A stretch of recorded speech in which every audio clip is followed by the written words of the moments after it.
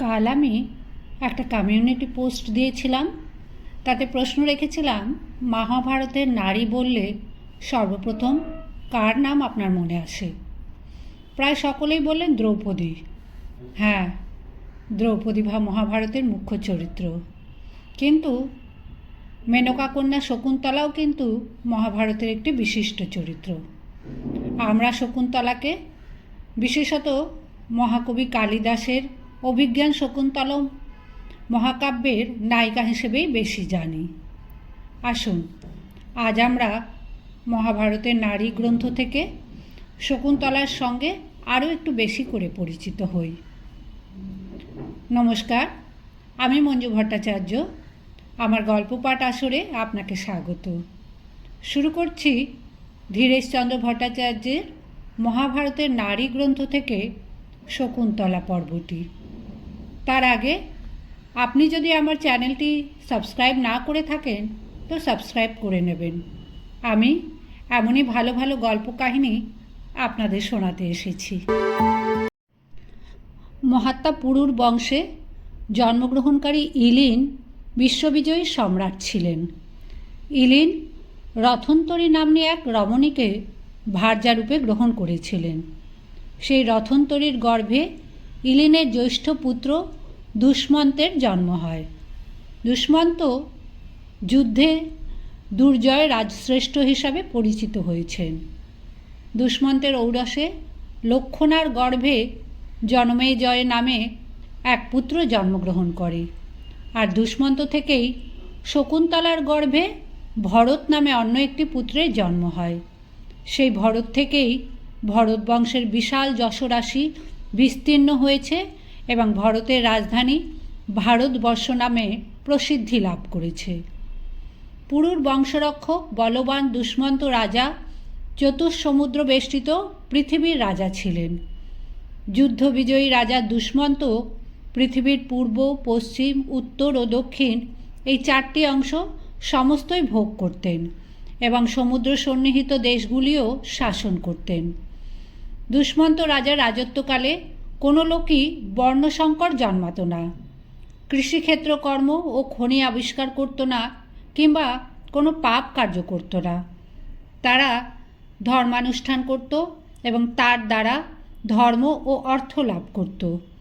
দুষ্মন্ত রাজা হলে চোরের ভয় থাকতো না, রোগ হতো না, কোনো বিপদ না দেখা দেওয়ায় মানুষের শান্তি সস্তায়ন করার প্রয়োজনও হতো না। মানুষ আপন আপন বর্ণ অনুযায়ী কাজ করত, ধর্ম পালন করত। দুষ্মন্তের শাসনে প্রজারা পরম সুখে বাস করত। যথাসময় বর্ষণ হতো, শস্য সকল সুস্বাদু ছিল, পৃথিবী রত্নে পরিপূর্ণ ছিল, গরু প্রভৃতি পশু যথেষ্ট পরিমাণে ছিল। ব্রাহ্মণগণ আপন আপন কার্যে নিরত ছিলেন, মিথ্যা ব্যবহার করতেন না। প্রজারা দুষ্মন্তের রাজ্যে নির্ভয়ে বাস করত।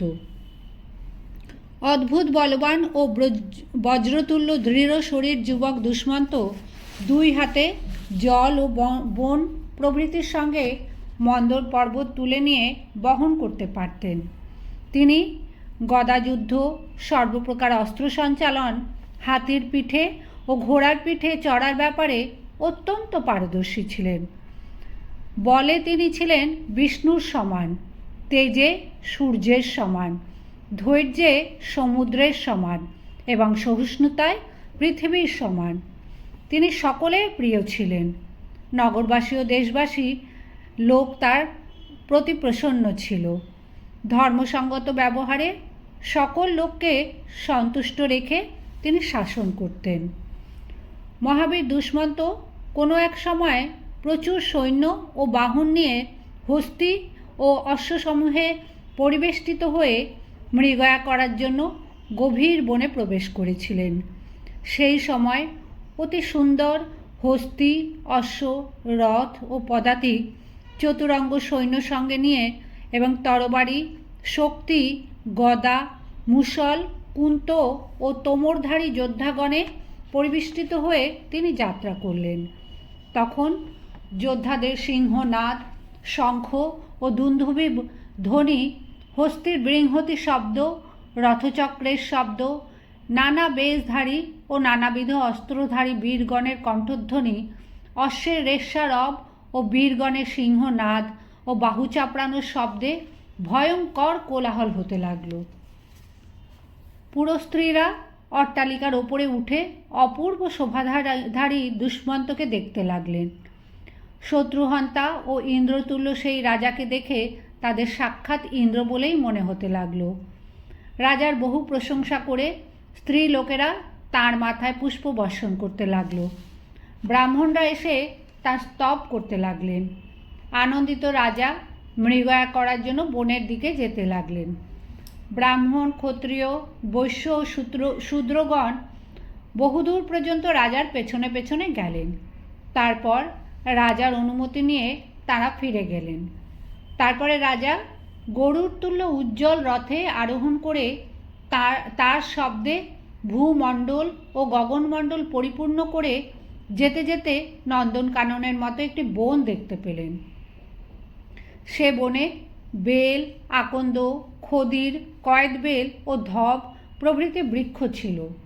পর্বত থেকে পাথর পড়ে প্রায় সকল জায়গায় উঁচু ও নিচু হয়েছিল। সেখানে মানুষ ছিল না। আর সে বন সিংহ, হরিণ ও অন্যান্য ভয়ঙ্কর জন্তুগণে ব্যাপ্ত ছিল এবং বহু যোজন বিস্তৃত ছিল। নরশ্রেষ্ঠ রাজা দুষ্মন্ত ভৃত্য, সৈন্য ও বাহনদের সঙ্গে থেকে নানাবিধ পশু বধ করে সেই বনটাকে তোলপাড় করে তুলেছিলেন। তীক্ষ্ণ বাণে তিনি বহুতর ব্যাঘ্রকে নিপাতিত করতে লাগলেন। তিনি দূরের পশুদের তীক্ষ্ণ স্বরে বধ করতে লাগলেন আর কাছের পশুদের তরবারি দ্বারা ছেদন করতে লাগলেন। মহাশক্তিশালী অসাধারণ বিক্রমী গদা ক্ষেপণে অভিজ্ঞ রাজা দুষ্মন্ত বন্য পশুদের বধ করতে করতে সমস্ত বনটিতেই তোলপাড় সৃষ্টি করতে লাগলেন।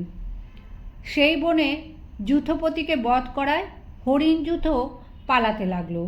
হরিণযূথ ভয়বশত ইতস্তত আর্তনাদ করতে লাগলো। কতগুলি হরিণ পরিশ্রমে ক্লান্ত হয়ে জল পিপাসায় শুষ্ক নদীতে গিয়ে জল না পেয়ে মূর্ছিত হয়ে পড়ল। কতগুলি পরিশ্রান্ত হরিণ ক্ষুধা ও পিপাসায় কাতর হয়ে যে মুহূর্তে ভূতলে পড়ল, অমনি ক্ষুধার্ত নররূপী ব্যাঘ্রগণ সেগুলি ভক্ষণ করতে লাগলো। কতগুলি সৈন্যর হাড় থেকে হরিণের মাংস বার করে নিয়ে আগুনে ঝলসে নিয়ে তা ভক্ষণ করতে লাগলো। অস্ত্রের আঘাতে বিশাল বন্যহস্তিরা ক্ষত বিক্ষত হয়ে সুর গুটিয়ে বেগে পলায়ন করতে লাগলো। তাদের দেহ থেকে প্রচুর পরিমাণে রক্ত ঝরতে লাগলো। এই অবস্থায় তারা বিষ্ঠা ও মূত্রত্যাগ করতে করতে বহুতর মানুষকে নিষ্পেষিত করে ছুটে চলল। রাজা সিংহগুলিকে মেরে ফেললেন। এই অবস্থায় সে বনটা নিহত পশুতে পরিপূর্ণ হয়ে গেল। অত্যন্ত শক্তিশালী রাজা পরিশ্রান্ত, ক্ষুধার্ত হয়ে তৃষ্ণার্ত অবস্থায় একাকী সেই বনের প্রান্তে গিয়ে এক বিশাল প্রান্তরে উপস্থিত হলেন। সে প্রান্তরও দ্রুত অতিক্রম করে রাজা অন্য এক বনে উপস্থিত হলেন। সে বনটির ভেতরে মুনিদের আশ্রম ছিল। শীতল বাতাস বইছিল, ঝিঝি ডাকছিল, নানাবিধ পাখি মধুর রব করছিল, কোকিলের কুহুধ্বনি শোনা যাচ্ছিল, গাছগুলি ফুলে ফুলে পরিপূর্ণ ছিল, ভ্রমরগণ ফুলে ফুলে মধুপান করছিল। বহুতর বিশাল গাছের ছায়ায় বনভূমি মনোরম হয়েছিল। সবুজ ঘাসে বনভূমি পরিপূর্ণ ছিল। সে বনে এমন কোনো গাছ ছিল না যাতে ফুল ধরেনি, এমন কোনো গাছ ছিল না যাতে ফল ধরেনি, এবং কোনো গাছেই কাঁটা ছিল না। সকল ঋতুতেই গাছগুলিতে ফুল ধরত। সেই ফুল যেন বনভূমিকে গয়না পরিয়ে দিয়েছিল। রাজা ধনুর্ধারণ করেই সেই মনোরম বনে প্রবেশ করলেন। বাতাসে ফুলে ভরা গাছের শাখাগুলি বারবার আন্দোলিত হয়ে রাজার মাথায় পুষ্পবৃষ্টি করতে লাগলো। পাখিরা আনন্দে মুখর হয়ে রব করতে লাগলো। গাছগুলি ফুলের ভারে অবনত হয়ে পড়েছিল, কিন্তু ফুলগুলি আবার আকাশের দিকে উঁচু হয়ে আপন যৌবনের স্পর্ধা ঘোষণ করছিল।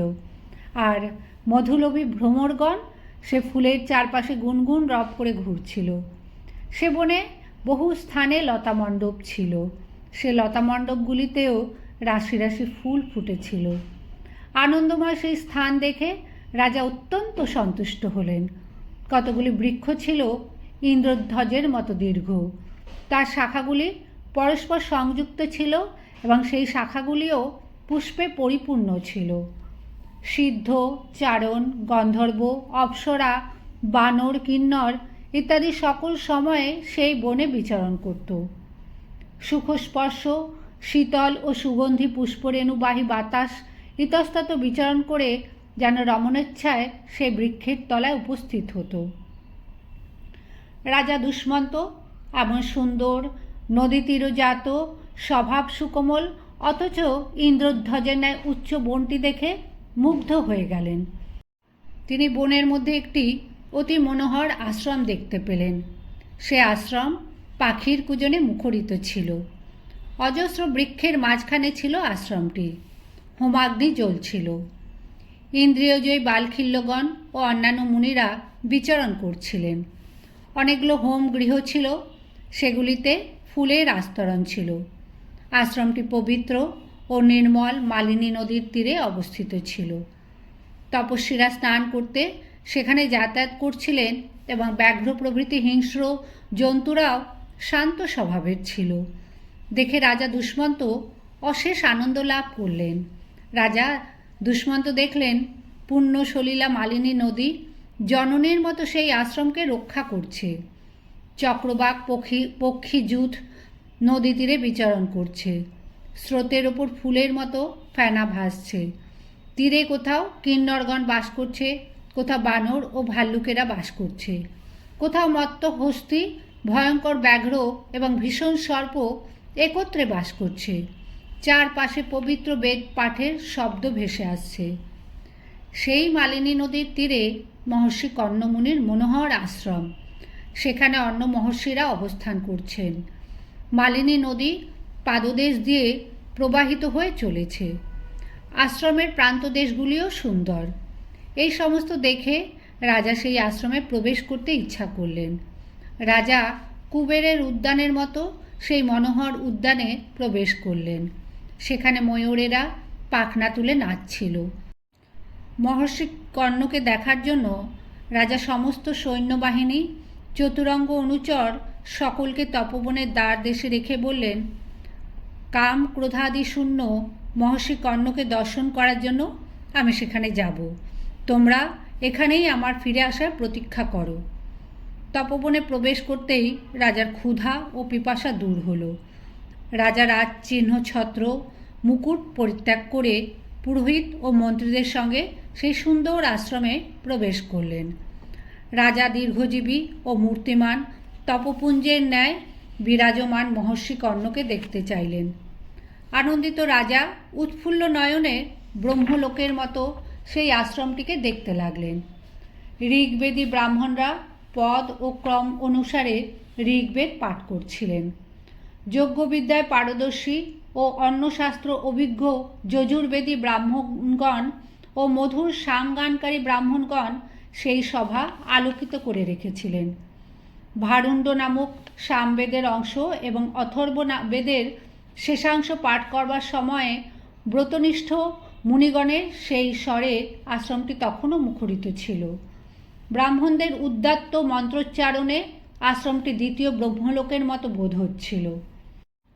যজ্ঞবিধান, যজ্ঞাঙ্গের পরিপাটি, শিক্ষাশাস্ত্র, ন্যায় দর্শন, উপনিষদ এবং বেদ শাস্ত্রে পারদর্শী, আত্মা সম্পর্কিত বিধানে পারদর্শী, ধ্যানাদি কার্যাভিজ্ঞ, মুক্তিসাধক কর্মনিরত ব্রাহ্মণগণ পঞ্চাঙ্গ অধিকরণে বিশেষাভিজ্ঞ, ব্যাকরণ, ছন্দ ও নিরুক্ত ও জ্যোতিষশাস্ত্রজ্ঞ ব্রাহ্মণগণ রসায়নাভিজ্ঞ, আয়ুর্বেদবিদ, পশুপক্ষীর রবে অর্থজ্ঞ এবং বিশাল বিশাল পুস্তকধারী ব্রাহ্মণগণ এবং অন্যান্য শাস্ত্রে সুনিপুণ ব্রাহ্মণগণ যে সকল আলোচনা করছিলেন এবং তাদের সঙ্গে মিলে প্রধান প্রধান নাস্তিকগণ যে আলাপ করছিলেন, রাজা সে সমস্ত শুনলেন।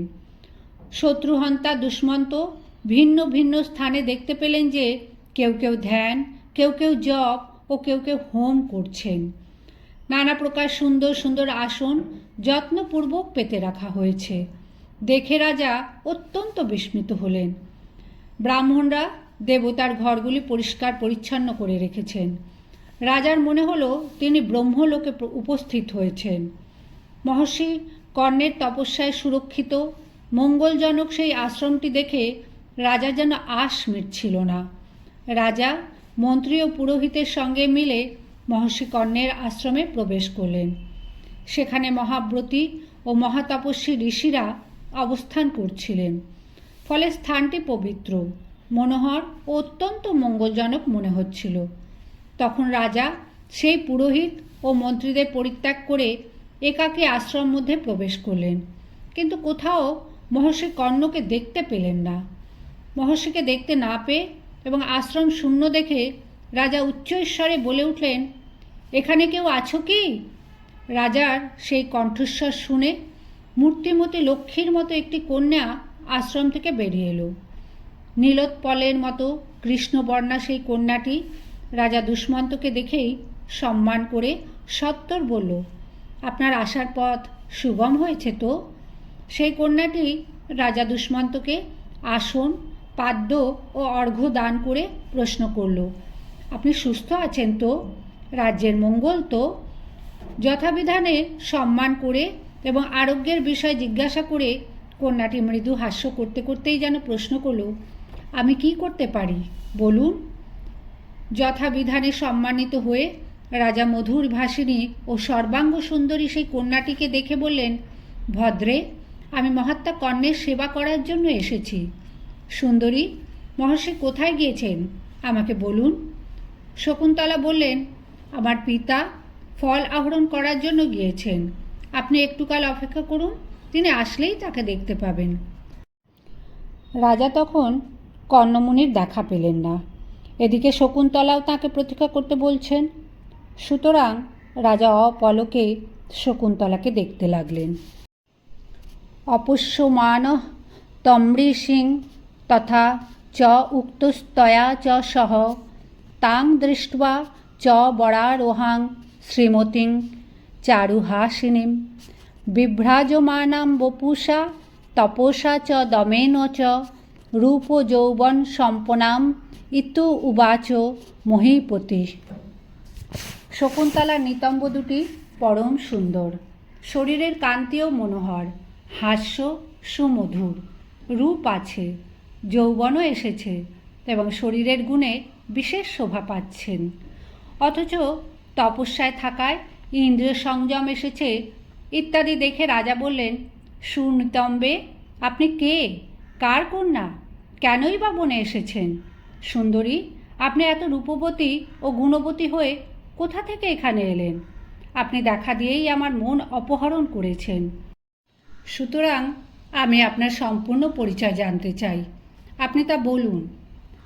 রাজার কথা শুনে কন্যাটি ঈষৎ হেসে মধুর স্বরে তাকে বলল, মহারাজ, তপস্বী, ধৈর্যশীল, ধার্মিক, উদারচেতা এবং মাহাত্ম্যশালী কর্ণের কন্যা আমি। লোকেরা তাই বলে থাকে। দুষ্মন্ত বললেন, ভদ্রে, জগতের সম্মানিত ভগবান কর্ণমুনি ঊর্ধ্বরেতা, স্বয়ং ধর্মও আপন কর্তব্য থেকে ভ্রষ্ট হতে পারেন, কিন্তু চির ব্রহ্মচারী কখনো কর্তব্য থেকে ভ্রষ্ট হতে পারেন না। সুতরাং আপনি কি করে তাঁর কন্যা হলেন? এই বিষয়ে আমার গুরুতর সন্দেহ জন্মেছে। আপনি আমার সেই সন্দেহ দূর করুন। শকুন্তলা বললেন, মহারাজ, এই বৃত্তান্ত যেভাবে আমার কর্ণগোচর হয়েছিল, যেভাবে আমার জন্ম হয়েছিল এবং যেভাবে আমি কর্ণমুনির কন্যা হয়েছি, তা আপনি বিশদভাবে শুনুন। কোনো সময় এক ঋষি আশ্রমে এসে আমার জন্মের বিষয় প্রশ্ন করলে মহর্ষি কর্ণ তাকে যা বলেছিলেন তা আপনাকে আমি জানাচ্ছি। কর্ণ বলে